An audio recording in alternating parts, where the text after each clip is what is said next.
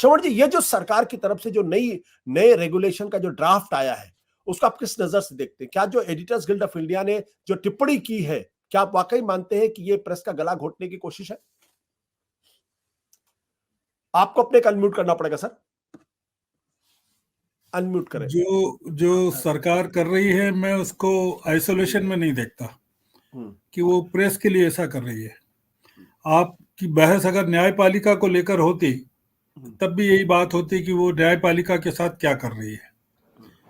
Collegium की सिफारिशों को लेकर जो चल रहा है, वो हमारे सामने है कि मद्रास हाई कोर्ट में नियुक्ति को लेकर कॉलेजियम ने फिर से अपनी सिफारिश को दोबारा भेजा है, और बहुत बुलंद तरीके से भेजा है।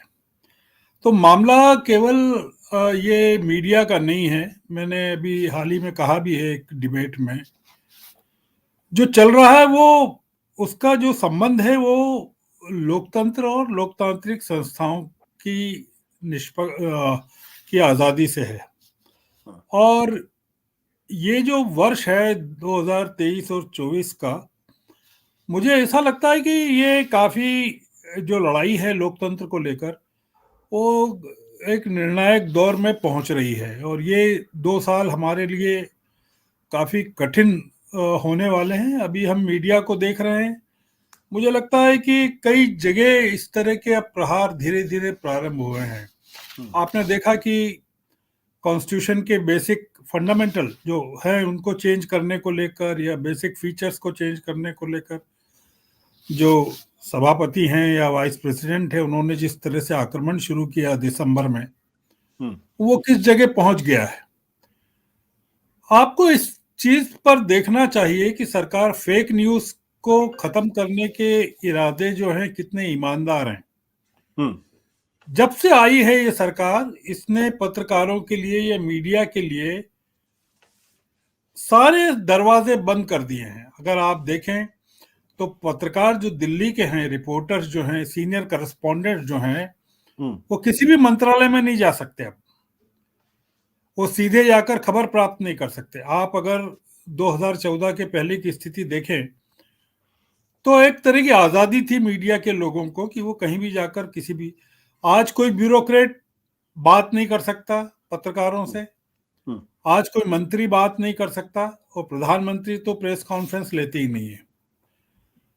अब आप मुझे बताएं कि ऐसी स्थिति में अगर मीडिया में जिंदा रहना है, अखबार चलाना है, ऑनलाइन जर्नलिज्म करना है, तो पत्रकारों को क्या करना चाहिए। पीआईबी की एक फैक्ट फाइंडिंग कमेटी, जो सूचना एवं प्रसारण मंत्रालय अथवा सेंट्रल गवर्नमेंट की किसी अन्य एजेंसी द्वारा संचालित होगी, और वो तय करेगी कि जो खबर जारी की गई है ऑनलाइन जी, वो फॉल्स है कि फेक है। अब ये एक देश में लोकतंत्र को चलाने के लिए भी हो सकता है कि एक कमेटी अपॉइंट कर दी जाए, वो तय करेगी कि लोगों को कितनी आज़ादी दी जाए, मीडिया को कितनी आज़ादी दी जाए, न्यायपालिका को कितनी आज़ादी दी जाए। तो ये जो एक एक करके सभी संवैधानिक संस्थानों पर प्रहार किए जा रहे हैं, उसके पीछे कोई कारण होना चाहिए। मुझे लगता है कि कोई ये बेबुनियाद नहीं है। जी, ये कोई एक डिजाइन के तहत ये सारी की सारी कार्रवाई हो रही है, और सरकार या सरकार में बैठे हुए लोग या जो सलाहकार हैं प्रधानमंत्री के, वो इस समय देश को किस दिशा में ले जाना चाहते हैं वो बिल्कुल साफ नहीं है। लोगों तक कोई जानकारी नहीं है कि वो किस दिशा में जा रहे हैं और हम किस दिशा में ले जाए जा रहे हैं। तो ये एक बड़ा, मैं इस समय जो देख रहा हूँ माहौल बहुत चिंता करने वाला है। और कई तरह की चीजें इस समय देश में चल रही है। हमको उसके परिप्रेक्ष्य में भी ये देखना पड़ेगा कि सरकार का ये कदम किन चीजों को रोकने के लिए है। आपने कहा किन चीजों को रोकने के लिए, लेकिन एक सवाल मैं अभी संजय हेगड़े जी के पास जाऊं उसके पहले एक सवाल आपसे और, कि फेक न्यूज आज की तारीख में एक पत्रकारिता की एक समस्या है, और फेक न्यूज को लेकर समाज के अंदर विघटन भी हो रहा है और समुदायों के बीच में वायलेंस भी हो रहा है। तो अगर सरकार इसको डिटरमाइन करने की कोशिश करती है तो इस पर आपत्ति क्यों होनी चाहिए? सरकार की मंशा पे सवाल क्यों खड़े होने चाहिए? नहीं, हम सरकार शौन की मंशा पर तो सवाल नहीं खड़े कर रहे हैं, हम सरकार अच्छा। की नीयत पर सवाल खड़े कर रहे हैं। हम्म, हम्म, जो आपके लिए फेक न्यूज है या एक संपादक के लिए फेक न्यूज है, सरकार के लिए अलग फेक न्यूज है। पवन खेड़ा ने जो इस पर प्रतिक्रिया व्यक्त की है, उसमें 3 ऐसी खबरों का उल्लेख किया है जो फेक न्यूज नहीं थी, मतलब जो सरकारी सूत्रों के हवाले से जारी हुई थी और पीआईबी ने इनको फेक न्यूज बताया, जो बाद में सही साबित हुई। तो सवाल ये नहीं है, सवाल ये है कि सरकार जिन चीजों को फेक मानेगी वही फेक हो जाएगी। सरकार का जो आईटी सेल है, मीडिया सेल है जो बीजेपी का, सबसे ज्यादा फेक न्यूज तो उसके द्वारा जारी होती है, ऐसा आरोप लगाया जाता है। तो उसकी जी। उसकी जांच कौन करेगा?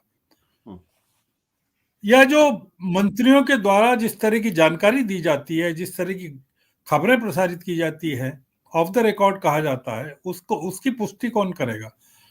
सरकार शायद ये चाहती है कि उसके द्वारा जो कहा जाए आधिकारिक रूप पर वही केवल प्रकाशित किया जाए, प्रसारित किया जाए। उसके अतिरिक्त कुछ भी ऐसा नहीं हो जो सरकार की आलोचना करने वाला हो। जैसा कि प्रेस गिल्ड, एडिटर्स गिल्ड ने भी कहा है कि फिर सरकार की आलोचना करने का या कुछ ऐसे मुद्दों पर जो महत्वपूर्ण है या महत्व के हैं, उस पर आप सरकार को अकाउंटेबल कैसे ठहराएंगे?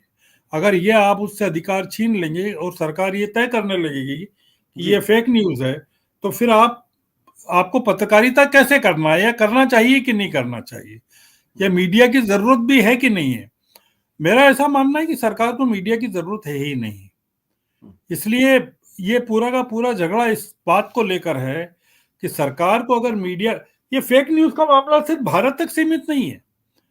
अगर आप अमेरिकी अखबारों को देखें, अमेरिकी चुनाव को देखें, कई चीजों को देखें, मतलब अगर जैसे अभी कहा जा रहा है कि जो बीबीसी ने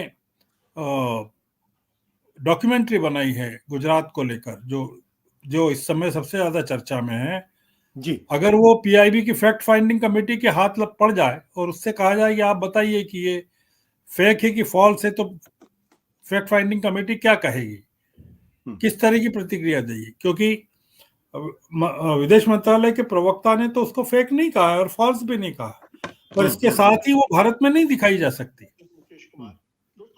तो ये सरकार का नजरिया फेक और फॉल्स का अलग है और मीडिया का अलग है, और जी। हम मीडिया के निर्णय पर ज्यादा यकीन करते हैं बजाय पीआईबी के निर्णय पर, पर आपके क्योंकि कहने सत्य हिंदी का ऐप डाउनलोड करें गूगल प्ले स्टोर पर।